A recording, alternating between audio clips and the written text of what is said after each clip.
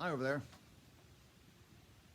This is Monsignor Paul Fitzmaurice. It's been quite a while since I've done what we call a Monsignor musing. But I did promise to give you some updates on some things in the parish. And my lead one is my retirement plans. Well, it so happens that my retirement plans are not to retire. When thinking about retiring, my system said no. And no way, I'm not ready to do that. So I saw Bishop Kulik, maybe 3 weeks, 4 weeks ago, 3 weeks ago, give or take. And he and I had already talked before he became a bishop. So it was my thoughts about remaining as pastor at St. Agnes, to which he was very, very supportive. He thought it was fine. He thought it was a good idea. If he said, dare I say, grateful that I wanted to continue to serve as a priest once I reach my 75th birthday, which, by the way, is next month. So that's what's causing all this. So I'm very happy that I can continue to serve St. Agnes Parish.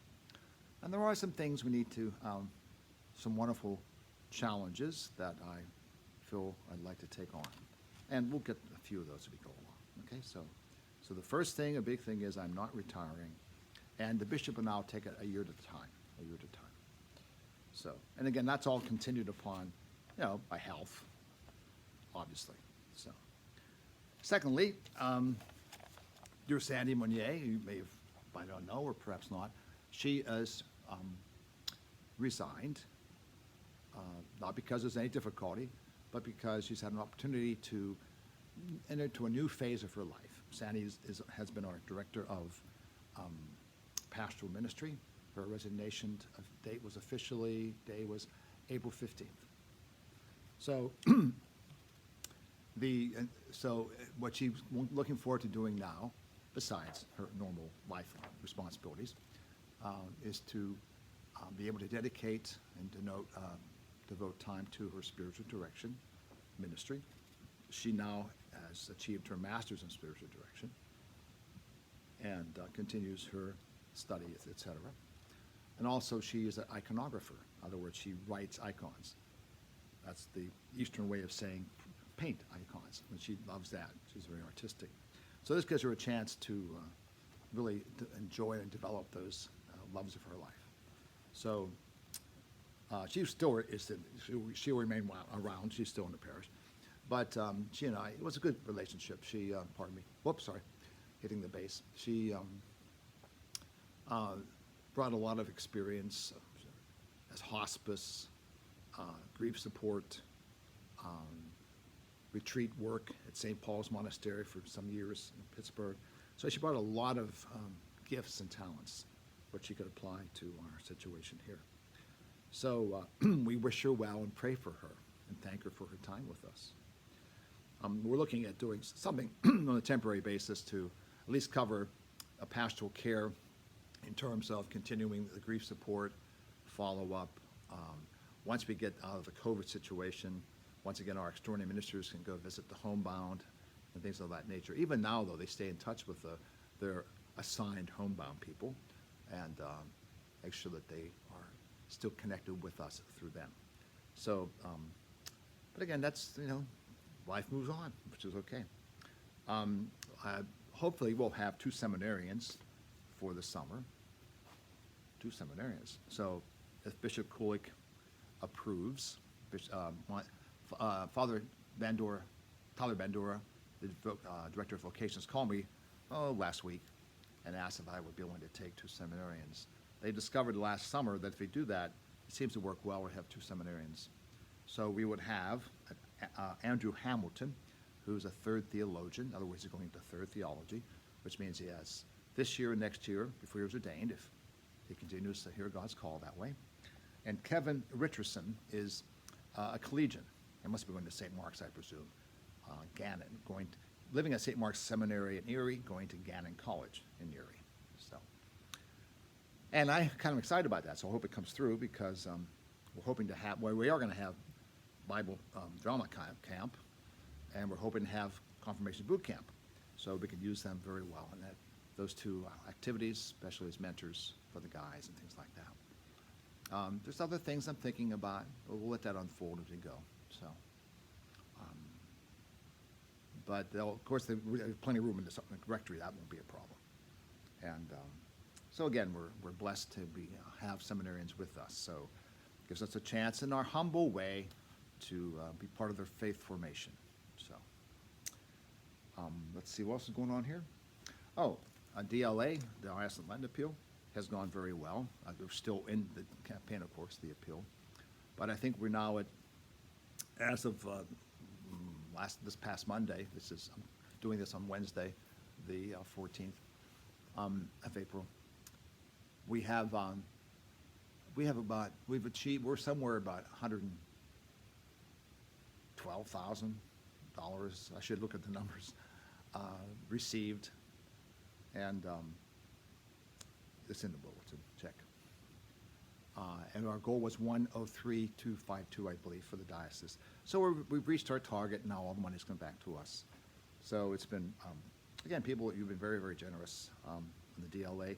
We still have an opportunity to contribute to the appeal.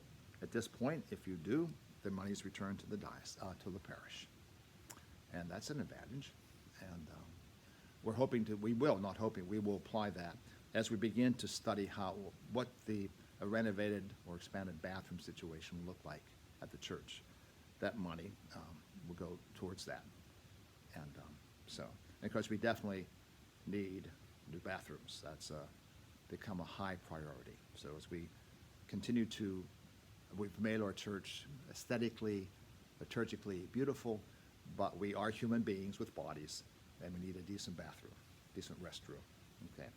So that also is more welcoming, both for you as well as for visitors. All right, so that's what will be happening. So congratulations, St. Agnes. Once again, I think we're roughly, with all the parishes and dioceses, I think we're like money we pull in at the end is usually about, well, I think we're 10th. And so, because there's other parishes that are bigger than us and do well. But we're good. It's very good. So continue to, if you have not yet done so, please give serious consideration to helping us along. Okay, it's good stewardship. Thanking God for the blessings and showing it. So given all we've gone through in COVID, it's still wonderful, a great response. The fish fry has been remarkable. We did very well. I'm not going to say numbers, but I know they're very, very good. We'll wait to see. They publish very, very shortly. And what an enterprise! What an enterprise! I mean, it was very well run, efficient, very good. I think any of us who experienced it, parishioners or in the community, had to be very pleased with the quality. And the team kept improving the process of getting cars in and running it through the system. And so I think we got the wait down to about 15 minutes. Peak times, which is phenomenal. So again, so many kudos to those, of course, are core that organize it and run it, and who coordinate all the other volunteers. Those who, all the work that has to be done. So the parish owes you a large measure of thankfulness and good. And we're not sure yet about the bazaar, but we're looking at it. So that's all I can say. We're not sure about the bazaar, but more about that very, very soon. It'll come out to you. So okay, let's see. All right. Well, the other thing too, as I mentioned, and I think is what an update on the Parish Life Center. Now, last fall, I made a decision to pause construction back last September about the Parish Life Center because of the concerns, of the uncertainty of the future due to COVID. Okay. And when we finally enter the post-COVID era, which I hope is soon, we'll need to assess the state of our parish, at least in two major ways. One, the terms of attendance. Okay. Obviously, it's down. There are many faithful people coming. Many have not returned fear of COVID, or going on virtually, or have lost the habit, and we may lose them. So that's a whole area of concern and outreach and prayer. Then also, of course, attendance affects finances, our offertory. And given who is presently connecting with us, so we can tell, the offertory has been good.